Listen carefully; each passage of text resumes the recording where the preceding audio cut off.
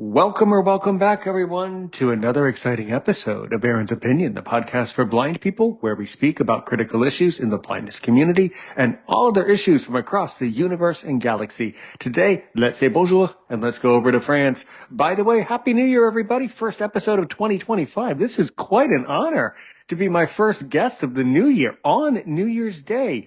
We are joined by the host and creator of Les Voyages à l'Aveuglette, Guillaume. He joins us now. So a little bit before I turn it over to you, a little bit about how I actually found you. I think that one of my friends in the podcast space named Lois from South Africa actually sent me your info, and I'm so appreciative she did. I had never heard of a Guillaume. I had never heard of what you do. But once I found out that you're a blind French person who travels the world, I knew I had to interview you. So Guillaume, welcome. And basically my first question, and certainly if you need help, I will certainly ask more questions to move the conversation. But basically, who are you? Who is Guillaume? Talk about your life, and please talk about how you became a traveler and how you developed your podcast and your love for podcasting and all the great stuff you do and living in Indonesia. I mean, man, you're a character. So who's Guillaume? I'm going to mute my microphone and sit back and listen to you. All right, go right ahead. Okay, thank you very much for this very good presentation. Hello, everybody. I'm very happy also to be in this podcast. As you will listen, I'm not a born English speaker, so I am French. I hope my English will be good for you. I hope you will appreciate the conversation and understand all the things that I will say, but yeah, I will try. So, I am Guillaume. I am from France. I am 32 years old. I am blind. I was born with a retina pigmentosa. So before I could see a little bit, so I didn't walk with a cane. I could play football. French football, soccer. It was fine. I grew up in in the northwest of France. The name of my city is Angers. It's not too far from maybe some provinces that you know in France. It's Bretagne and Normandy. It's a province that a lot of tourists like to go for the beach and the culture and the food. And so I am in a good place. And I grew up like this, and I lost my sight at the age of 15 because of my illness. I made my high school. And then I went to university, but I wanted to become a psychologist, but I didn't finish my psychology studies because it was mainly because of my blindness, I will say. It was not hard for me to study. I was quite good at school. I had some good marks and everything, but the problem for me was as we say in French, l'intégration, the integration, to act with the others, to interact with the others, to make friends, to be in the groups, to be in the class like everybody. It was very hard for me because, I was in a boarding school. It was a boarding school for the blind people here in Angers.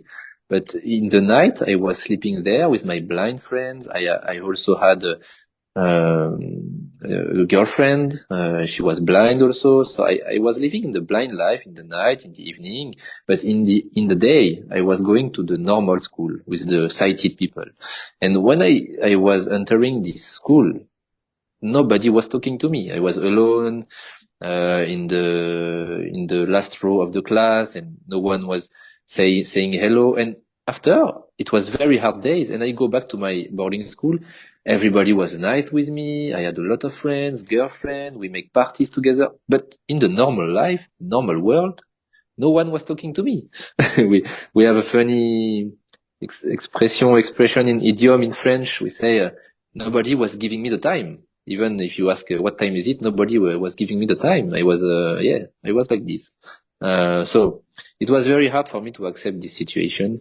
And I stopped the university because of it. Because one day, the teacher said, okay, let's make a group. We make a group of 2 or 3 and we go to the library. We study together. Let's go. So all the class go to the library, but I stay alone in the class. No one, no one make a group with me. And yeah, so it was very hard. And this day I decided, I said, okay, you don't want me in your world. Okay, let's go. No problem. I don't come in your world. Since this day, I stayed in my world where I was fine, in my blind world. So I went back to my flat, and yeah, I keep doing what I was enjoying. So, I was, with my friends, blind friends, making parties and invite them to my flat and stay in the flat, watching TVs. And it was it was like this, my life basically like this during 5 years, maybe till my 25 years old. But after I met a woman online. She was from Indonesia, and this woman now is my wife. So before we met online, and after I made a trip there to meet her. She's Indonesian, so I went to Indonesia alone. I traveled there to the Java island. She lives in a small city, in a big city actually, the third biggest city of Java island. The name of this city is Bandung. And the first trip to meet her was we were doing a trip to discover the blind people. In this time I wanted to do a documentary, to go in the schools and to interview some blind people there. And so my wife was not my wife actually, but this woman was holding the camera. And during 1 month, we go all around the island of Java, and we go in 5 or 6 different blind schools, and we asked questions to the blind Indonesian blind people. And yeah, it was fine. And my goal after this documentary was to make a humanitaire, we say in French, solidarity project. I mean, to raise money for them, to bring them books, to bring them maybe stuff for studying. And yeah, so but actually we fell in love with this woman, and we had to marry. And so this project was a little bit in the background, but yeah. So my second time in Indonesia was to marry with her. So, we, even my French family came to Indonesia. It was a very nice time. We made a beautiful marriage, traditional one, in the village of my wife, in the mountains there in Java.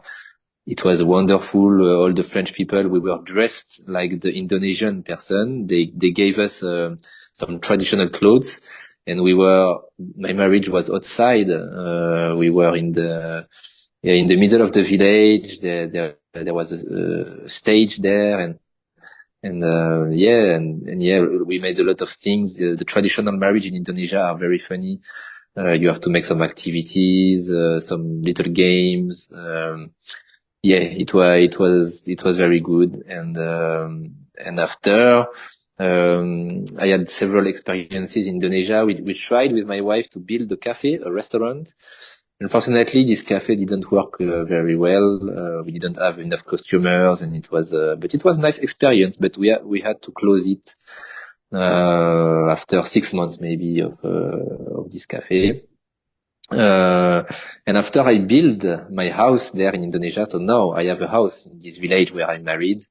And I lived maybe 1 year there, but the money was hard to find in Indonesia, so I had to go back to France. And I have a son also, so I have a family to take care, and so it was necessary to go back to France. So now I am in France, in Angers, with my wife and my son. He's 5 years old. He speaks French now. Before he was only speaking Indonesian, but now he speaks French. And what I can add also is my second way of traveling is because of blind tennis. I didn't say it to you before, but before married to this Indonesian woman, I discovered blind tennis. It's basically like the tennis for the blind people. We have a sound ball, so a ball who makes some sound. And you play in the normal court, the tennis court, but we just make it smaller, and you play with the net. And you listen this ball, you hit it, and you play tennis like everyone. I mean, not good as the sighted, but it's very fun also. I love it. So I made some trips to make some tournaments. I made one tournament in Italy and one other in England, in Birmingham. So I could meet a lot of blind tennis players there. It was I love to talk with foreigners, people. So I met a lot of nationalities. So it was a very good times also. And yeah, that's my life. And the last thing, my dream is to go back to Indonesia, but I need money there. We are thinking now with my wife to build a new project. My project would be to build a travel agency. So I will be there with my wife and my son, and we will try to find some local guides, and I will invite some French people, maybe some international also guests, to make them discover this island that I love, go to the volcanoes, to the beach, and yeah. So I'm building this project, and maybe not this year, but maybe next year in 2026, I will move again to Indonesia and try to settle down there. So yeah, that's my life. Excellent. Fabulous. You said something that really spoke to me. You said that when you were in the school, in the boarding school, and dealing with your schooling, you really felt that the sighted people did not want you in their world. That's exactly how I felt growing up as a boy in the 90s and early 2000s as well. So I think that's a very common feeling and a very common experience. Absolutely. Yeah. Yeah. I mean, So, the complicated thing was the difference between my life with the blind and my life with the sighted. It sure. was impossible for me to accept this one, because if I didn't have friends also in the other life, I'm not good. I can't make Hmm. friends. I'm not a nice guy, and but it Yeah. was the difference. I mean, why? I just changed the street. My boarding school was in 2 streets away, and I just changed the street, and it becomes someone new. But I'm the same person. Why it doesn't work? Right, You right, know, right. Yeah. this one. I've experienced the exact same thing. That's not your Mm, imagination. And the problem mm, seems to be that there seems to be a section of society, a portion of the mm, yeah. population that is simply not able to accept blind people. They just are not able to do it. They can't handle it. And Mm. this is a problem even in the United States. Absolutely. Yeah, yeah. And then what turned you on, or what motivated you to be a psychologue and study psychology originally? What turned you on to that? I think I love to talk. That's why also I have a podcast. Sure. So I was always actually in my boarding school, I was always the person to talk with when you have problems. I was always here to listen and to give advices, and Great. that's why that was my role. And even in my house, when my mom was inviting some friends of her, I always involve in the conversations and try to help them or to discuss. So I think it was a good quality of me, and I thought, oh, maybe I will be a good psychologist, because I love to listen to the problems and try to find solutions. But yeah, these things that I was dealing with, I mean, it was too complicated for me but unfortunately, but okay, that's fine. I'm happy Yeah. now, so yeah, Excellent. that's good. Yeah, no, you're very right. You are very Mm, correct. And many blind people have that experience of going through mm, some university, but then realizing that they don't end up finishing. mm, Nothing to be ashamed of. That happens to many people. That happens to many blind people. Absolutely. So yeah. So then you moved to Indonesia, a country I've never been to, a country I know very little about, actually. yeah. So tell me, what is it like for blind people in Indonesia? What was your Ooh. perception of Indonesian people and Indonesian society? So Indonesia is an archipelago. It's in Southeast Asia, near Malaysia, not so far from Thailand and the Philippines. And in this archipelago, you have a lot of islands. The most famous is Bali. I don't know in the United States, but in France, when I say, do you know Indonesia? People say no. But when I say, do you know Bali? They say, oh yeah, Bali. Oh, I know it. So Bali is an island of Indonesia. And it's Indonesia also is a majority Muslim country. Basically, I think 90% of the population are Muslim, but you have also some Christians, and you also have some Buddhist and Hindu. And Bali for example, is an Hindu island. So when you go to Bali, it's very different than Java because Java is a Muslim island and Bali is an Hindu island. So me, I am in Java. My wife is Muslim. I became Muslim also.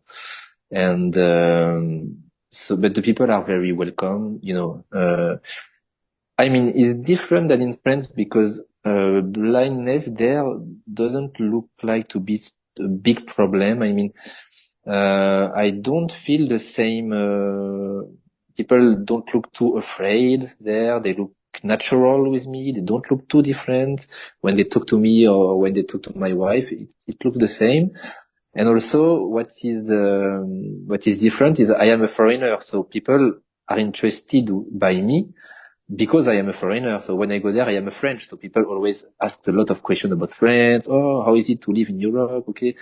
And I have something, to interest the others. But when I'm in France, I am French. So when people see me, they don't see something interesting. I mean, oh, he's like us. He's French. Okay. He lives in the same city than me. So what can I ask to him?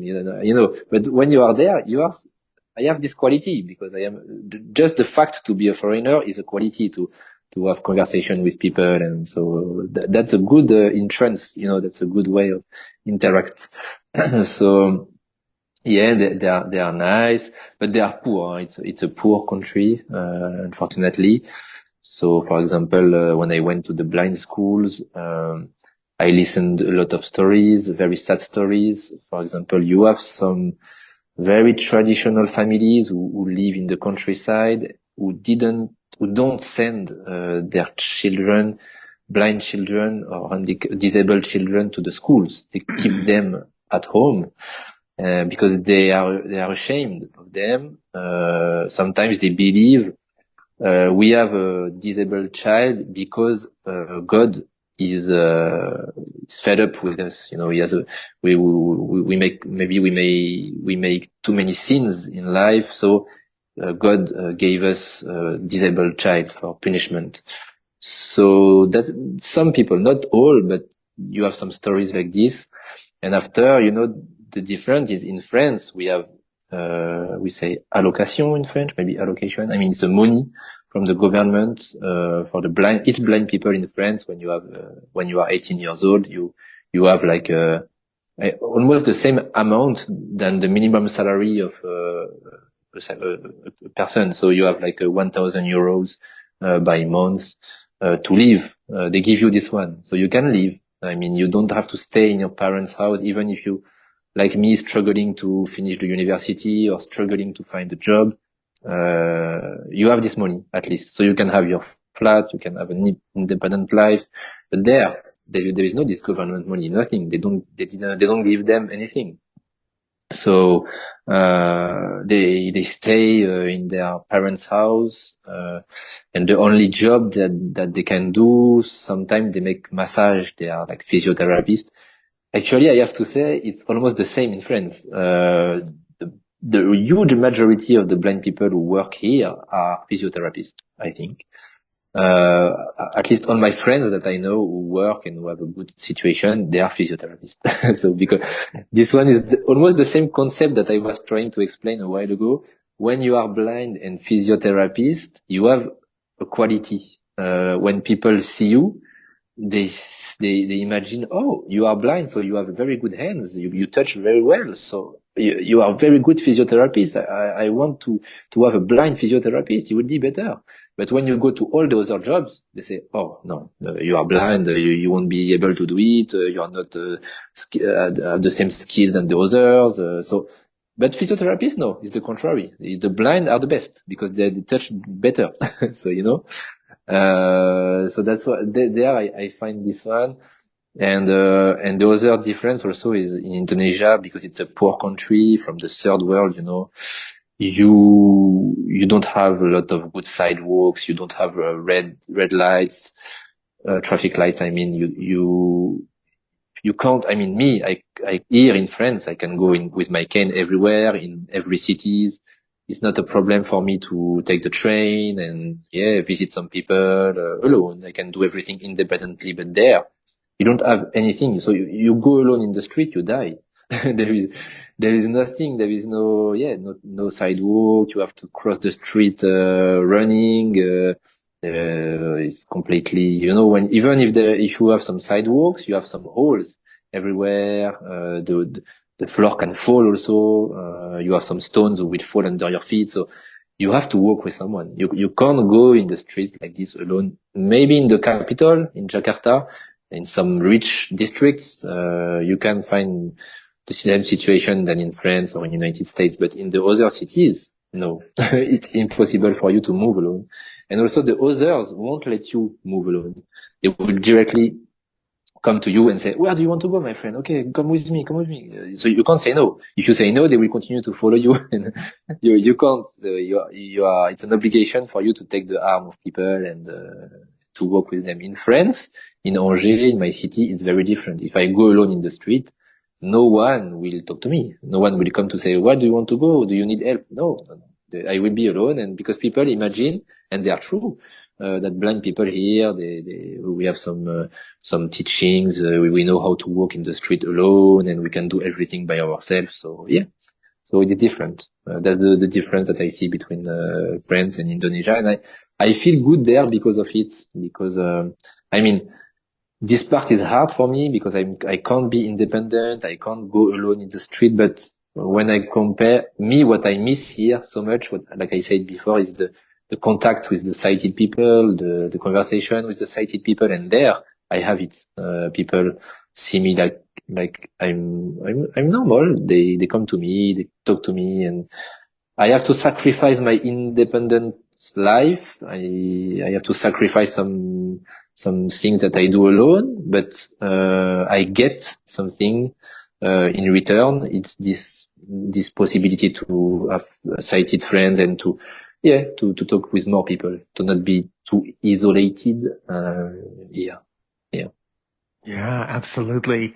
I was always a big talker growing up. I never stopped talking as a okay. child and as a teenager. So we are very, very similar in that regard. Absolutely, Guillaume. Mhm, Yeah, yeah. So considering that you spend so much time in Indonesia, mhm. are you oftentimes a student of the Bahasa Indonesia? Have you taken a lot of Yeah, language classes there? How are you with your yeah. Indonesian skills? I think I can say I am fluent in Indonesian. I can Hmm. speak Bahasa very well Yeah. because, language is I am very good with language. I can speak a little bit of Arabic. I can speak Indonesian, English, French, and, of course I can understand and speak a little Spanish and Italian. So I am good with the languages, and Bahasa is very easy language. When I started to learn it, it was a nice surprise. Even English, when you compare English to French, it's so easy. In French, it's very complicated.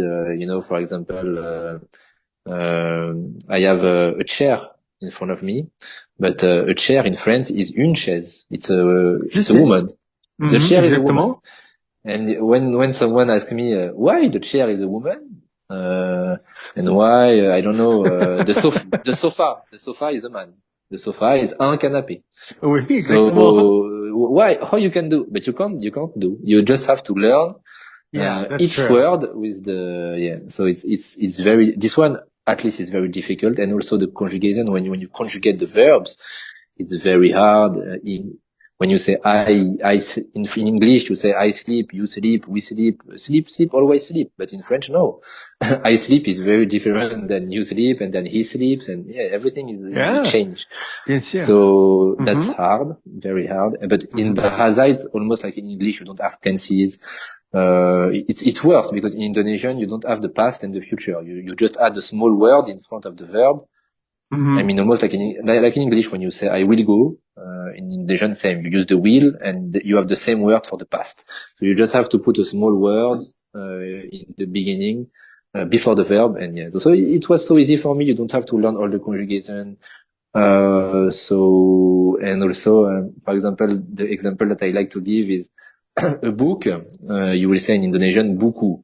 And if you want to say two books, or several books, you will say buku buku. You just double the word.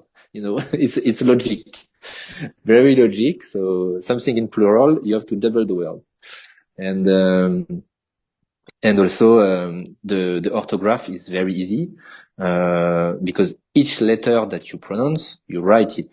So when I tried to explain there in Indonesia, I say to them, if you come to, I mean, I am French. I have a bachelor. I mean, we say baccalaureate in French. It's the exam in the end of the high school. So I get my exam. I also study in the literary section of high school. So I normally I am good in French and in orthograph, but I still make mistakes, because our orthograph in French is very complicated. You have to sometimes in some words you put one N, sometimes you put two N, sometimes you have some word with the H. You want to say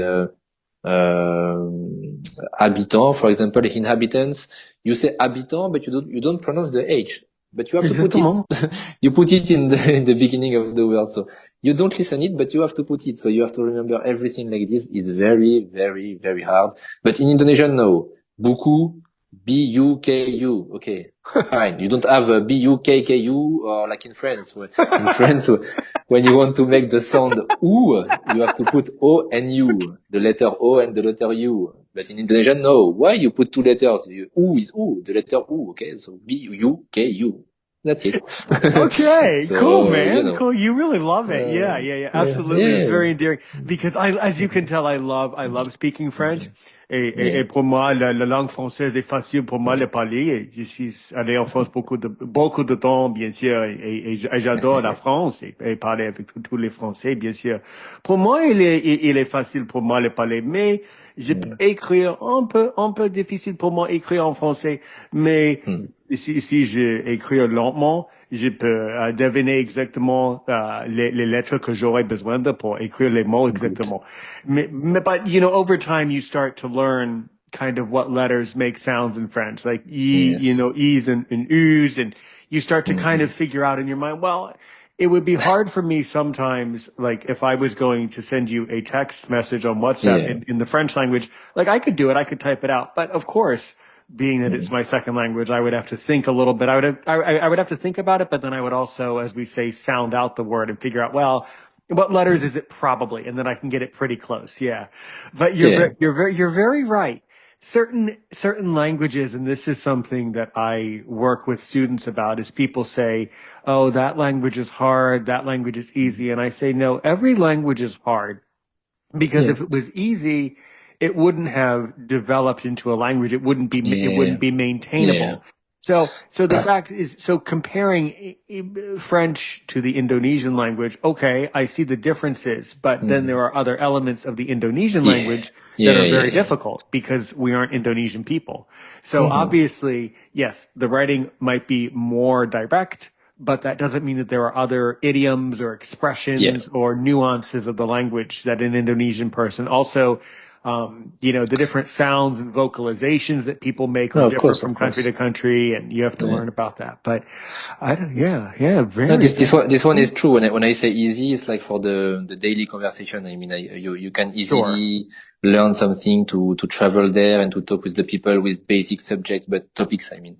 But Mm-hmm. when you want to, I say I'm fluent, but I'm fluent with with the, how are you? Did you sleep well? What can I eat? Okay. This one is, I learned it in several weeks. But of course, if after you want to work in Indonesia and to talk seriously about topics, I can't because it's hard also. But yeah, it's and I like it also. I think when you like a country, when you like a population, you learn the language with passion, and so yeah, it's easy for you to learn it. You feel it's easy because you love it, so it will be Mm-hmm. easier. Mm-hmm. That's And super cool. yeah. So do you Mhm. remember like in Indonesia, like okay, if you go to, for example, if you go to a restaurant in Indonesia for a lunch or a dinner, like how are you treated? How are you treated by the staff of a restaurant in Indonesia? Um, I think, I mean, it's complicated for me to answer this question because I didn't go alone to restaurants. Right. I'm always with my wife, so I think they interact with my wife first, and but when me, I always make the effort to talk in Indonesian, and when the waiter see that I can speak his language, he is happy and Mhm. he talks to me. I think to have the language is very good for me because yeah, in the beginning they say, oh no, it will be this man is not Indonesian and he's blind. How can I speak with him? But me, when I show them, okay, don't worry, I speak your language, and they Mhm. are happy, and they. But the thing that I will say about this one, not in the restaurant, but for example, when we went to walk near a volcano, Mhm. um, or to other places like this, touristic places. When the people, when we go to buy the tickets, the people didn't ask the questions. In France, they will say, "Are you sure? I mean, you are blind. Maybe it would be dangerous, no, for you to walk. Do you know how to do it?" Or they don't say it. They just let you leave. If you come here and if you feel able to do it, you can. So they are relaxed. They don't feel panic or something like this. So that's what I like with the people. But yeah, in the restaurant, I like to order by myself. And something very funny. um, when I go to Indonesia, not in the village because people can't speak English, but when I go to the capital, to Jakarta, and I go to the restaurant, I always try to talk in Indonesian with the waiter, but they will answer in English. And me, I will talk in Indonesian, and them, they will talk in English because we have the same desire. We are very proud to speak the language of the other. So, me, I want to show this person, this Indonesian that I speak Bahasa, and him or her wants to show me that they speak English very good also. So they don't want to, they understand me, of course, but they answer in English to say, hey, me too, I speak English. So, so sometimes it's very strange because you are with an Indonesian, you speak Indonesian, but he answers in English always. So, Yeah. Yeah, that's a lot of uh, fun. That's a yeah, lot of yeah. fun. Mhm, mhm. Yeah, I love when I'm in France, I speak French all the time Yeah, in France. Even in Paris, I speak right. French. And I went to Mhm. to Paris on my very last trip a couple years ago. Okay. I actually was very sick in Paris. I wasn't, it was at the end of my long trip, and I wasn't feeling so good. But my father, who is also a French speaker like me, he was saying, now, Aaron, when we go to Paris, the people either will speak French with you or they will only speak English with you. And I discovered that with me, they speak French with me, Okay. but my mother is not confident, so they speak English with her. But Yeah. I'm noticing that in Paris is very cosmopolitan, and all the languages Yeah. are represented in Paris. It's kind of like a New York, almost like a New York of France, Mhm. basically. So Yeah, but yeah. be careful, people, if you come to France. This one, it can be true for Paris, but in the majority, the Mm-hmm. French people are not very good in English. Oh, I know. They Yeah, they sure, don't sure. they don't like so much to speak English. So if you go to a small city in the seaside, if you go to the even in the restaurant, normally you imagine, Mm-hmm. okay, it's a commercial place. They need to speak English, but they don't. So you Yeah. will have to speak French. All the It's time. Yeah, it's very so very fun. It's so important. fun for Yeah. me. Yeah. No, that's Yeah. why I prefer X. X is one of my favorites because X is very traditional and very Hmm. French and very real, for Yeah, that yeah. reason. Hmm. But yeah, and then when you were living in Indonesia, as I recall, you Hmm. kept yourself busy by doing some Yeah, journalism, right? Writing some articles, right? Talk about that. yeah. That's also fascinating. Um, because I have my podcast and I Mm-hmm. didn't talk about it yet. Before my podcast, I had a blog, so I was blogging. So my first experiences in Indonesia, I was writing a lot of articles. After, like I said, we went to discover the blind people in the school, so I made some articles about them also online. But after my first trip in Indonesia, I created this podcast, Les Voyages à l'Aveuglette. So in the beginning, it was to interview some French people about traveling. So I interviewed some French people who went to different places of the world, someone who went to Africa, and a woman who went to the desert in Tunisia, a man who went to Japan alone, a lot of different stories. But after 1 year of interviews, it was a little bit hard to find people who accept to talk to me. So I changed a little bit my podcast, and it became mainly a podcast about me. So because I was also moving to Indonesia. So each week I was talking about my experience before to build the cafe and after to build my house. I was documenting like this my life week after week in Indonesia. So my friends and the other people, my family also, they could follow my progress there, and it was nice. And I write also. And before when I was in Indonesia 3 years ago, my way to make money there was to write articles online. I was an online writer. So I worked for a platform that link the writers like me with the factories, with the companies who need the article for their website and some product description also. They need us to write articles to appear in the first position in the social engine like Google. For example, you have a shop who contacts you and they say, okay, we have this new pair of shoes and we want this new pair of shoes to appear in Google in the first page when someone wants to buy, for example, black sport shoes. So you have to write an article and put the keyword black sport shoes 7 times in the text. So you have to be creative, and you have to say like, okay, if you need black sport shoes, just choose our shoes. And after you have to add, actually, you never meet black sport shoes good like ours, or, something like this. It was in French, of course. It was, I write in French. And it was fine, but I was not getting enough money. Maybe I was making like 400 or 500 euros by month.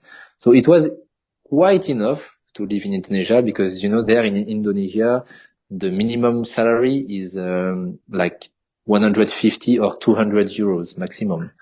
In France, it's 1,200 euros, the minimum salary, but there, 200 euros. 200 euros.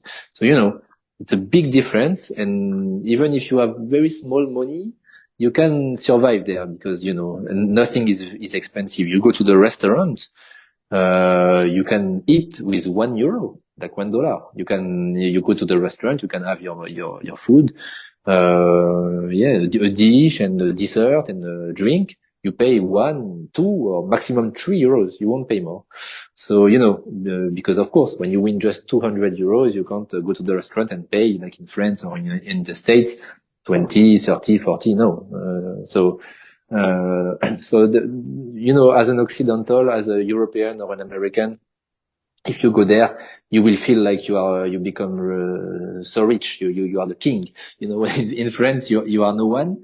You are under the scale. But when you go to this country, of course, you are the richest of the place. Huh? So it's good, but still, 400 euros, 500 euros was not enough to raise my son, to also make some trips. And so, it was a nice experience. And also, what I liked about this experience was to be in Indonesia, to live there, but also, as a blind person, I lived, like I said, 5 or maybe 7 years in my flat with the money of the government. And, it was very, I know if it's the same word, gratifying for me, to be able to earn my own money alone. It was not the government who gave me money, but it was my money. I made it with my sweat. So I felt happy, to be able to live, and to buy my food, buy my work, buy my skill, and not just by the solidarity or by the help of government. Absolutely. It is very Uh, gratifying to work and things yeah, like that. Yes. And that's why I work. And that's why I encourage people, whether they're yeah, blind or sighted, no matter what, I'll encourage anybody, just work. Stop worrying about sure. other people and just work for yourself. Just make a Mm-hmm. life. Just go about your Mm-hmm. business. So your podcast, Yeah. as I said, I'm so happy that you have a podcast and pleased that it's in French and mostly in French. Some episodes are in Mm-hmm. English. Yeah. So, okay. So how do you approach when you got into podcasting yourself? Were there a lot of, have you found that there are other blind French podcasters? Because I really haven't, I mean, I've had some downloads from France, but overall I've heard very little from French Mm-hmm. people specifically within the podcast community. So what have you found out about podcasting from a French perspective? And what can you tell me about the way you structure your interviews and, try to paint a picture in the person's mind here of what is to come when they listen to your podcast. Yeah. Yeah. I think, not sure I am alone, but I think I know a lot of blind person in France and I don't know anyone who have a podcast.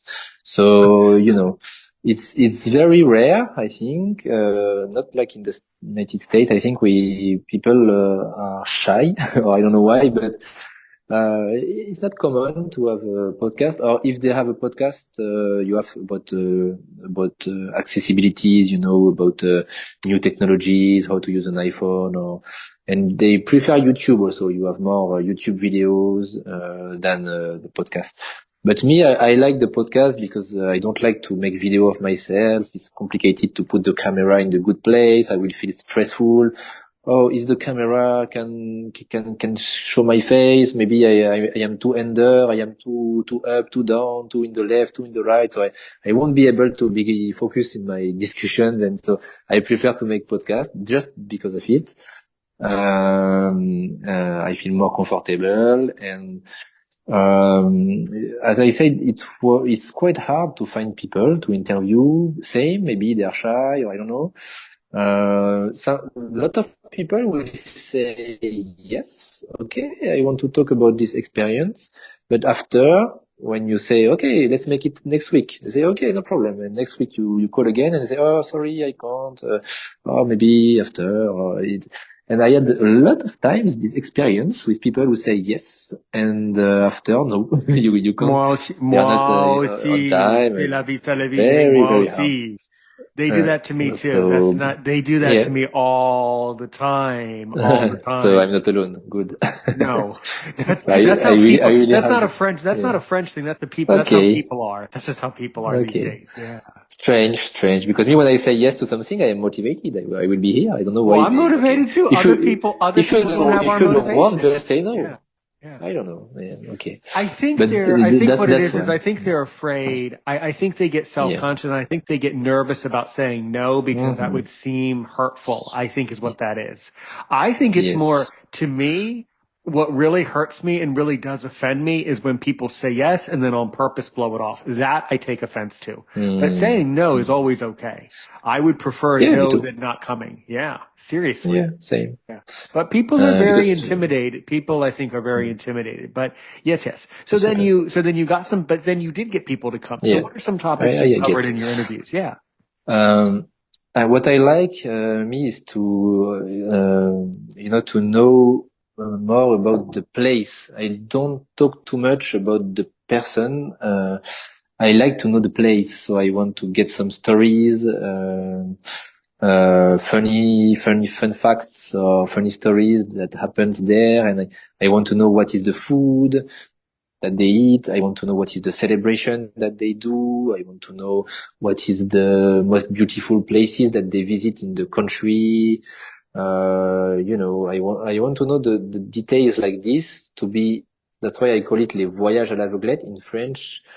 If I translate, it's like, the blind trips. So it's when someone listen my podcast, I want them to travel. So you put your headphones and you travel in the place. So I want to have a lot of pictures of the place, some smells, some sounds, the things like this. So My interviews are like this. I try the most that I can, but sometimes it's hard also, because people don't know what to answer. Just answer some small sentences, not very developed. So I always have to ask again, and add and add.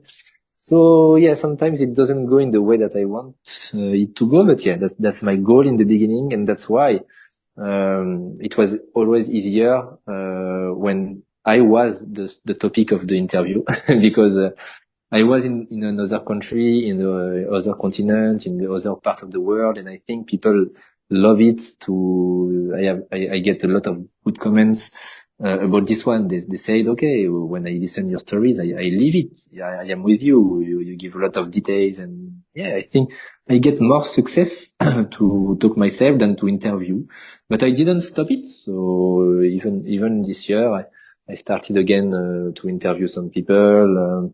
And even last month, I had an interview with a Palestinian man who live in the United States for the studying, and he lived in Palestine. And he explained to me the life there as a child with the war all around him, and it was very touching podcast and very motivating podcast also because as a French who lived, the to lose my hope and to always complain and to say, oh, the blind people, it's very hard for us, we can't live, it's so sad. But I listened this man from Palestine, the countries that no one wants to live there. But this man succeed to grow up and to finish the school and to get a scholarship to go to the States, to USA. And, it's, and when I listen the testimony like this, I say, please, I can't complain anymore.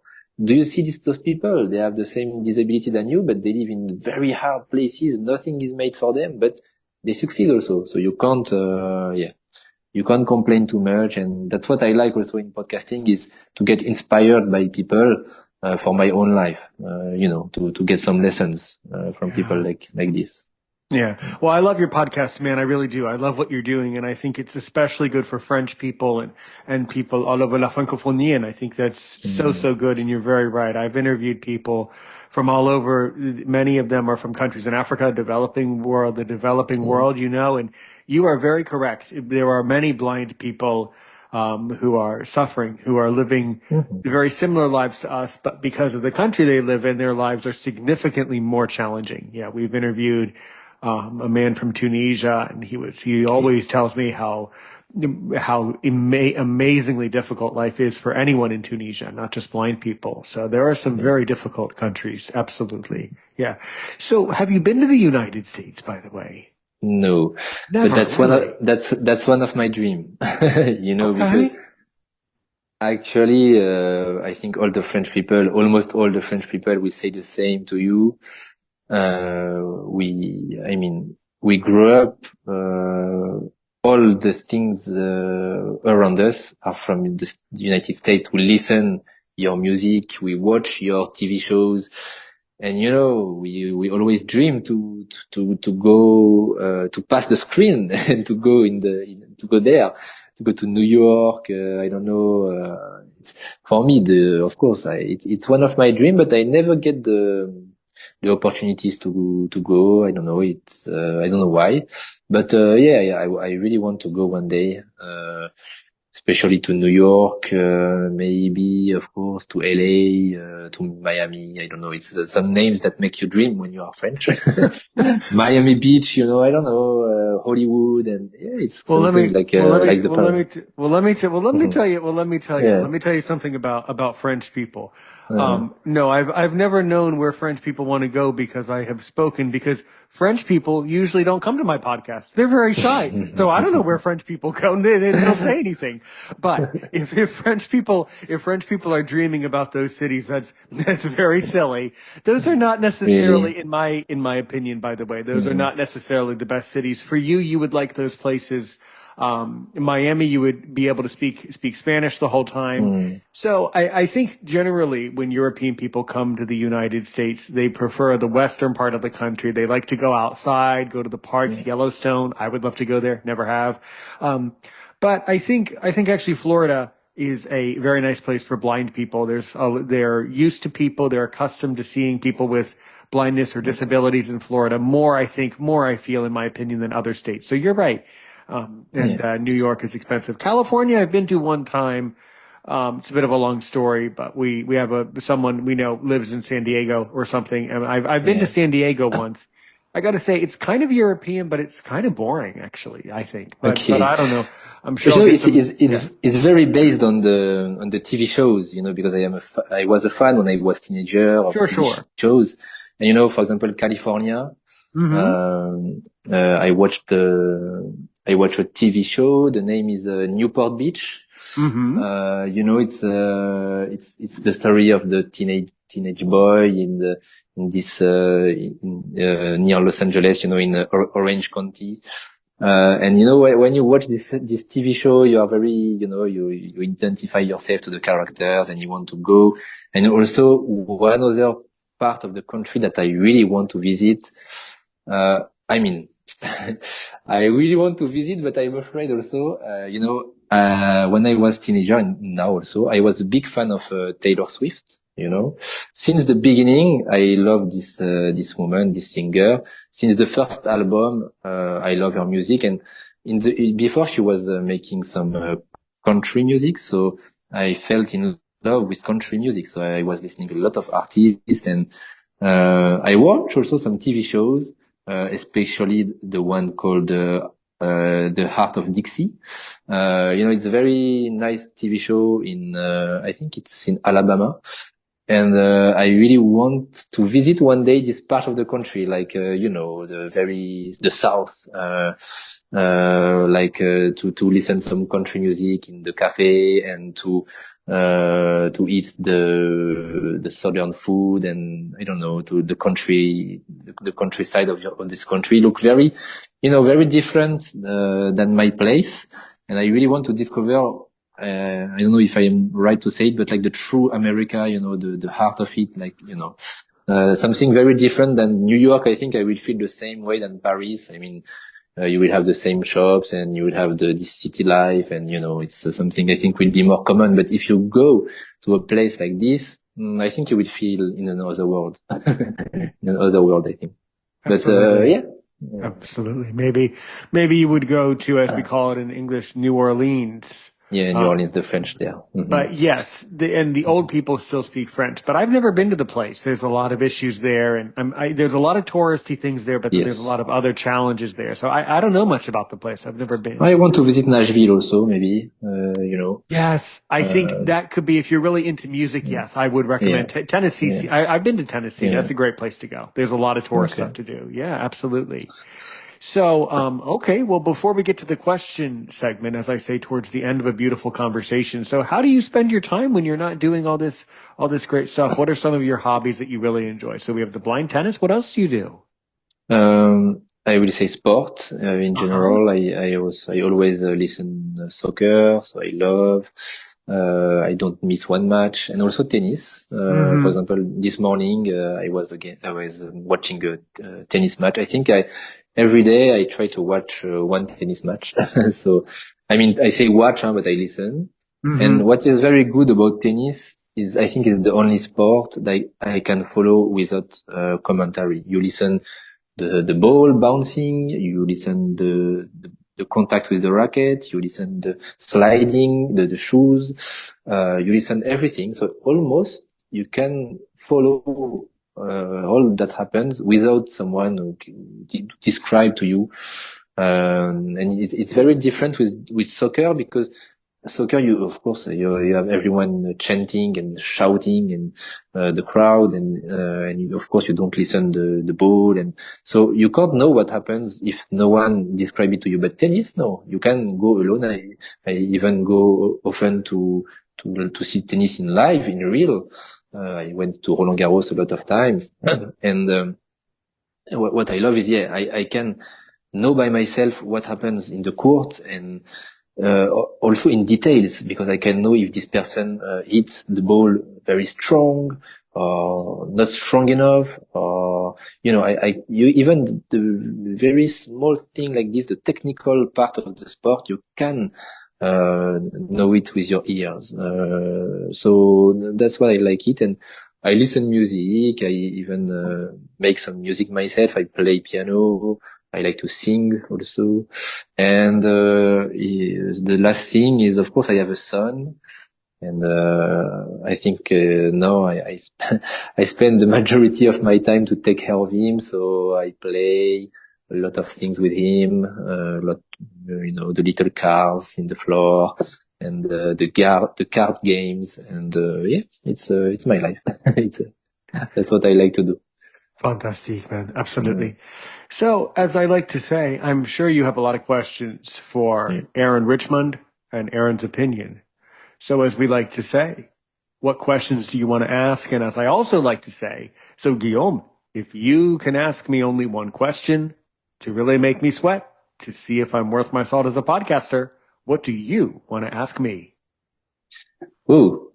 Okay, it's a surprise for me. I didn't anticipate this question. Okay, so what I can ask to you is, will you be able to go alone in Indonesia and travel there maybe 2 weeks without a sighted person with you, just independently by yourself? Will you be able to do it? I don't think so. But I would go to Indonesia like with a group if I was on a organized tour. I would go there with a group of people or friends. Yeah. Okay. Typically, I travel, so that's a very interesting thing.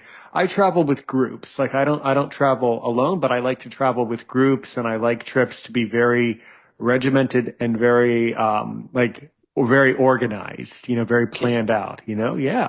Hmm. Okay. So you are not like, I can't call you an adventurer.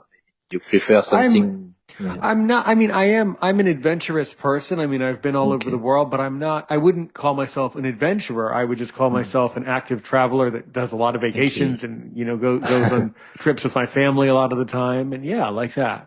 Yeah. Okay. Yeah. Okay. Absolutely. Okay. And what I also Sure. hope is one day we can make a French interview, so it will be very funny to exchange our positions. Bien And sûr. I will be the interviewer, and tu vas me parler en français, et voilà, ça sera super. Mm. Je parlerai français avec vous Voilà. pour faire un entretien, exactement. And Génial. actually, I've done that in the past. Actually, I interviewed a man from Burkina Faso in the past, and Okay. I actually interviewed years ago. I interviewed another French person who happens to be a sighted person, but he is the creator of Mojikut, that's a word puzzle. I'm sure you play that. It's a game on the App Store in France. It's like a Oh yeah. word puzzle for blind people, and it's accessible to you. And I interviewed that creator. Yeah. Yeah. Okay. Laurent Lallet created that one. Yeah. Okay. Yeah. Nice. Okay. Okay. So, by the way, before we go, one of the features here at Aaron's Opinion is we have a audience. We have someone sitting Mhm. in the audience, and his name is Preston, and he's also a podcaster and radio personality in the Aaron's Opinion family. I'm sure he has a question. So, do you mind if I open his microphone and let him talk to you for a minute?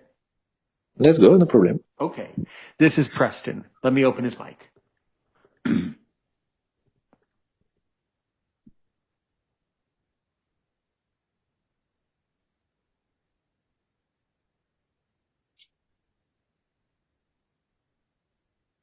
So, Preston, I'm sure you have a question for Guillaume because this is really fascinating stuff. Go, Preston. One question.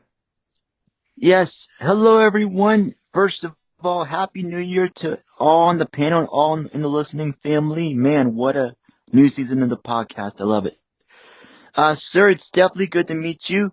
My question for you is, well, what is your biggest goal besides, traveling and sightseeing and exploring more of the world? Um, I think my goal is to become someone that I can be proud of. and also that someone who my son can be proud of. Because I know if I stay in France, I won't accomplish enough things. I will have a basic life. I will stay in my flat. Maybe I will take care of him. Maybe I will have one day an average job. But it won't make me dreaming. I mean, what I want to do by traveling is to make something special, to make something different. Because I know this life in France and I'm tired of it. I really want to something more, I don't know what to say in English, but more challenging. I want to make myself in danger also. Not to be in something too comfortable. Yeah, I get it. I get Interesting. Interesting. That's always, that's a very honorable trait. You always strive for more obstacles. That's a very, very good trait. All right. Thank you, Preston. We'll connect over on the WhatsApp as always. And thank you so much for joining us, Preston. So Guillaume, You're welcome. yeah, excellent, man. Guillaume, back to you. One more thing. If someone wants to get in touch with Guillaume, if they want to learn more about your podcast, how can they get in touch with you? Because I don't think enough people know about the great work you do, and I want to make sure that people around the world know what you're doing. So how do they get in touch with you to learn about your podcast and you?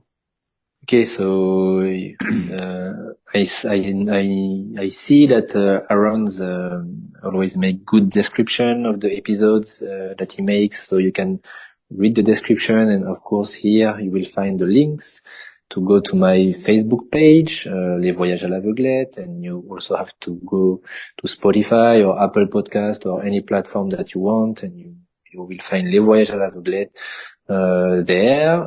If you can speak a little French or if you want to learn it, it will be good for you, I think, because you can listen some French interviews and some French experiences that I share.